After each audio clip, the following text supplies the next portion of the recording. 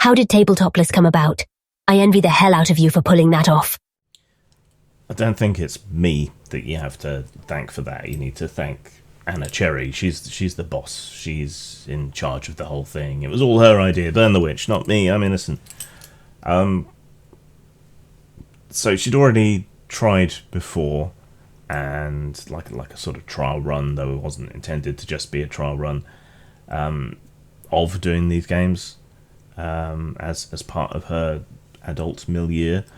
And for one reason or another, it didn't work out, and she was very upset that it wasn't working out. And so I stepped in and said, hey, I could do that for you.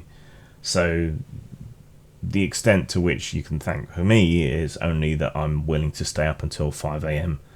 to run a game for sex workers, and that's pretty much it.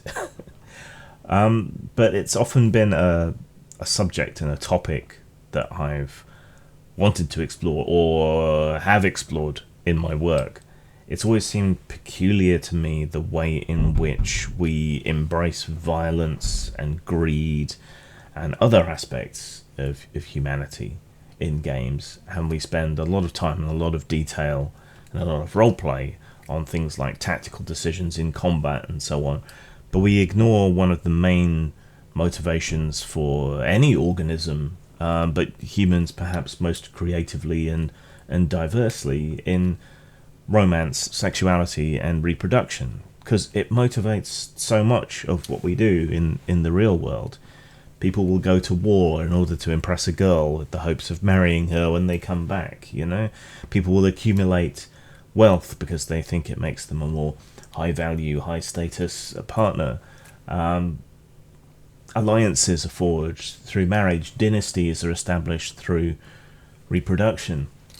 And yet in games we tend to either completely ignore it, or it's something that NPCs do amongst each other that drives the plot somewhere else, something like that, you know. And yet the most basic fantasy plot of rescuing the princess from the dragon, or rescuing the sacrifice from the cultists, you know, there's an undercurrent of quid pro quo going on in those kind of scenarios. You know, something expected, you know, the princess will be grateful.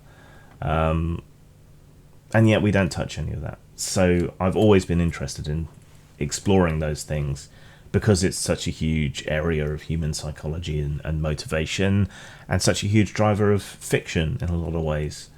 And we ignore it. Probably because most of the time we're sat across the table from someone that looks like me rather than someone that looks like Jerry. Yeah.